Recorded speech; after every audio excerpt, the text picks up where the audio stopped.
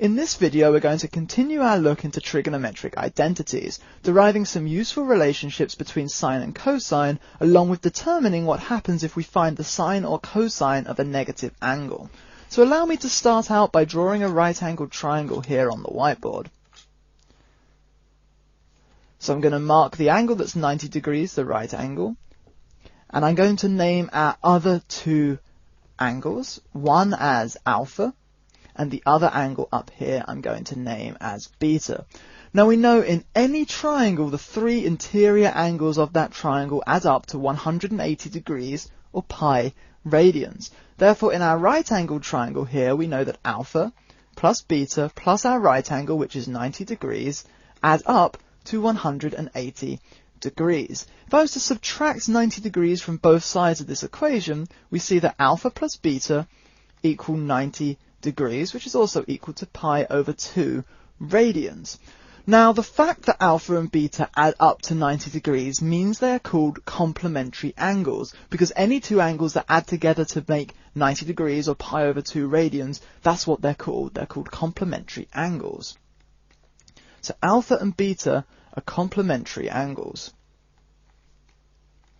The fact that alpha and beta, the two angles in our right angled triangle other than the right angle, the fact that they're complementary angles actually is going to allow us to show some useful relationships between the sine and cosine trigonometric functions. To do that, I'm going to need to apply our sine and cosine trigonometric ratios to our right angled triangle. And that means I'm going to need a way of referring to the edges in this triangle. So I'm going to call the edge that's opposite our right angle, which we know is our hypotenuse, I'm going to call that H. I'm going to call the edge that's opposite alpha as A, and the edge that's opposite beta as B.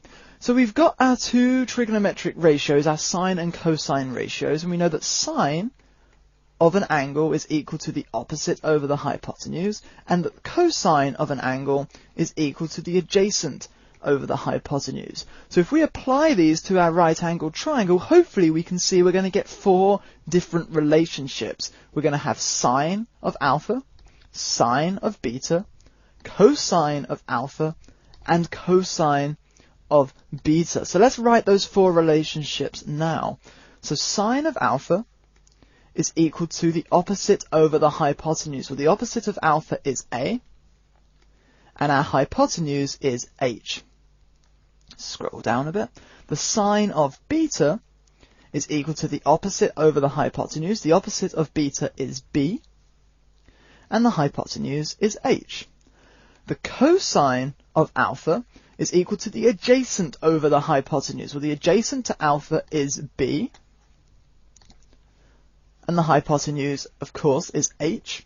And the cosine of beta is equal to the adjacent over the hypotenuse. Well, the adjacent of beta is A. And again, that's over our hypotenuse, which is H. So if I was to scroll down just to look at these four relationships, you'll see two of them are equal to A over H, which means that sine of alpha is equal to the cosine of beta, and two of them are equal to B over H, which means that the cosine of alpha is equal to the sine of beta. So we can say the sine of alpha is equal to the cosine of beta, and the cosine of alpha is equal to the sine of beta. But why is this useful to us? Well, we said earlier, alpha plus beta add together to make 90 degrees, or pi over 2 radians. So if alpha plus beta equal 90 degrees, well then we can write alpha in terms of beta. If we take beta from both sides of the equation, we can see that alpha is equal to 90 degrees minus beta. So if we take this value that we know alpha is equal to and substitute it into both of our equations here, we can see, if I scroll down to give myself some room, that the sine of alpha, which we know would be the same as the sine of 90 degrees minus beta, so the sine of 90 degrees minus beta is equal to the cosine of beta. And the cosine of alpha, and we know alpha is 90 degrees minus beta, so the cosine of 90 degrees minus beta is equal to the sine of beta.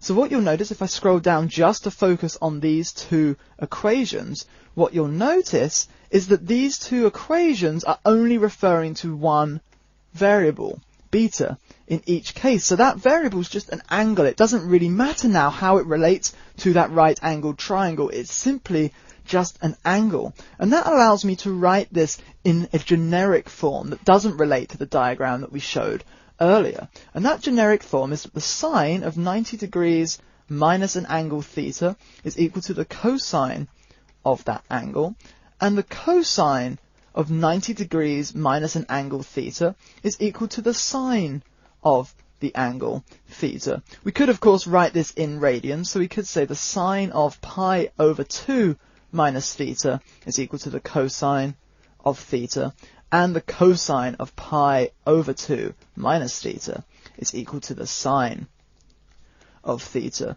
Now these two equations are known as the complementary angle identities, and they're helpful because they can allow us to convert between the sine and cosine of an angle.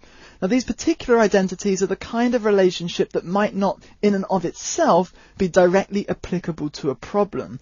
However, as they are quite simple and thus they don't take a long time to explain, and because they do crop up quite a bit in more advanced trigonometry, much like our Pythagorean identity does, I wanted to cover them on this DVD so that you have a good idea, a good understanding of why these identities are true, where they come from, and how we can prove them using our right-angled triangle.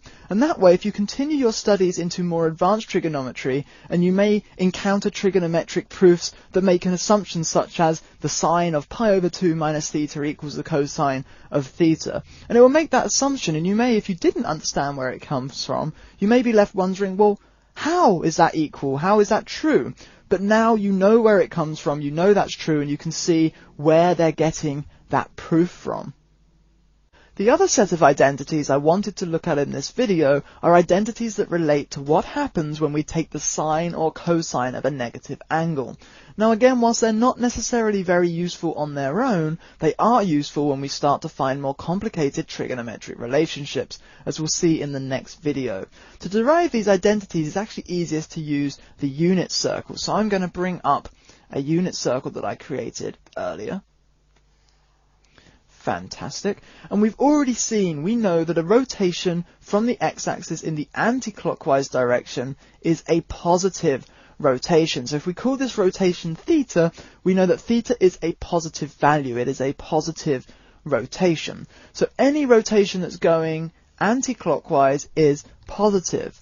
Well, a negative rotation, a rotation of a negative angle, is simply a rotation in the opposite direction. Therefore, it's a rotation in the clockwise direction. So if we rotated by minus theta, that is to say a negative rotation of theta, we'd rotate through the same angle, we'd simply just rotate in the opposite direction. So if we were to rotate through negative theta, we'd get something that looks a little bit like this.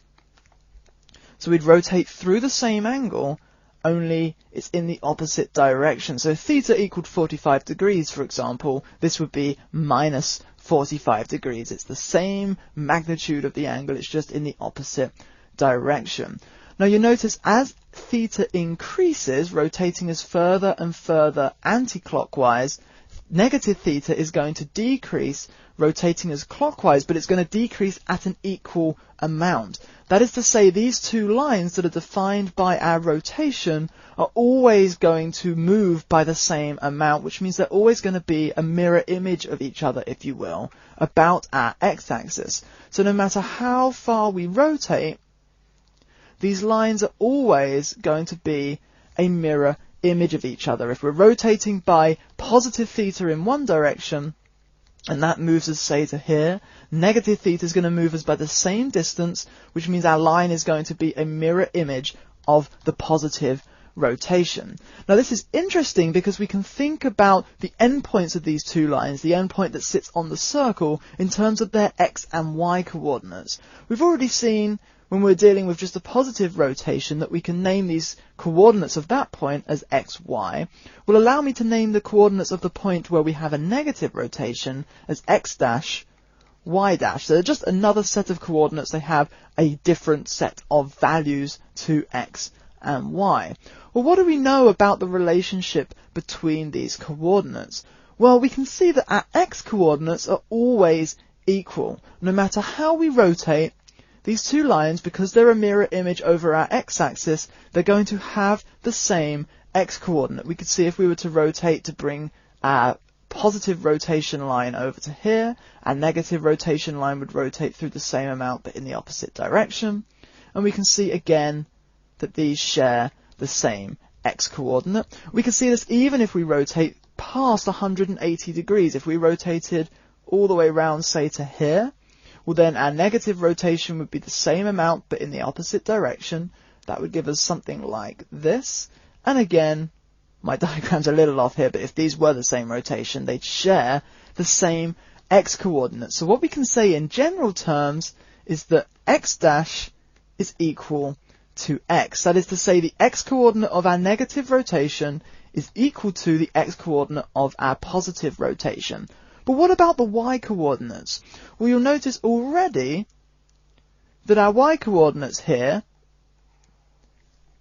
even though they share the same x coordinate at points, our y coordinate, one of them is positive and one of them is negative. Now we could prove, I'm not going to do it, but we could prove through Pythagoras' theorem, because we know each of these lines is a length of 1 and we know the x coordinates are the same. We know the length of the y part of a right-angled triangle here would be the same. They have to be the same. If these two edges are the same, these must have the same length. I'm not going to go through the full proof, but you can hopefully follow with me that indeed the length or magnitude, if you will, of the y coordinate is the same, but one of them is positive and one of them is negative. This is the same for any rotation. So if we were to rotate, say, to about here, our negative rotation would bring us down to about here. You can see again, one y coordinate is positive, one y coordinate is negative. Even if we were to rotate past 180 degrees, bringing us, say, down to here, we know our negative rotation would be the same amount but in the opposite direction, giving us something like this. And we can see one of our y coordinates now, our positive rotation's y coordinate has become negative, but as soon as this guy becomes negative, our negative rotation's y coordinate becomes positive. So what we can say in general terms is that y dash, as I scroll down a little bit, y dash is equal to minus y. So this is to say that the x coordinate of a negative rotation is equal to the x coordinate of a positive rotation, but the y coordinate of a negative rotation is equal to minus the y coordinate of a positive rotation.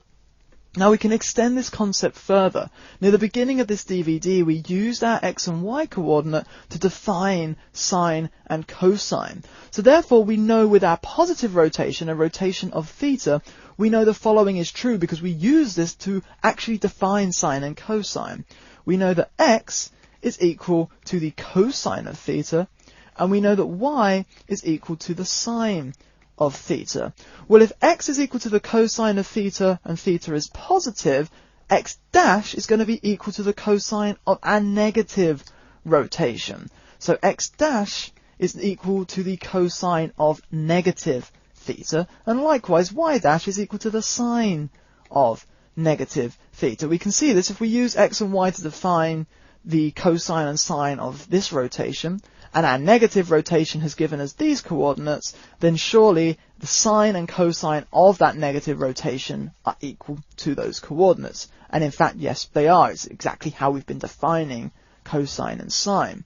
So now that we have these four relationships, we can use them to replace x dash, y dash, x and y in these two equalities. So x dash, which is the cos of minus theta, so the cosine of minus theta, is equal to x, which here we know is the cosine of positive theta. So the cosine of minus theta is equal to the cosine of positive theta. Here we have y dash. Well, y dash here is equal to the sine of negative theta. So the sine of negative theta is equal to minus, so minus, that is important, y here is the sine of theta. So it's equal to minus sine theta. So here we have two identities. We have the cosine of negative theta is equal to the cosine of theta, and we have the sine of negative theta is equal to minus the sine of theta. These two identities are our negative angle identities. Now we can actually extend this further to see what happens when we find the tangent of a negative angle. Earlier we defined the tangent of an angle, and we saw this defined in terms of sine and theta. We saw it's equal to the sine of an angle divided by the cosine of an angle. Therefore, the tangent of a negative angle is going to be the sine of a negative angle divided by the cosine of a negative angle. Now, I'm not going to scroll down here just so we can actually see our relationships up here. So we saw the sine of a negative angle is equal to minus the sine of that angle, so minus sine of theta.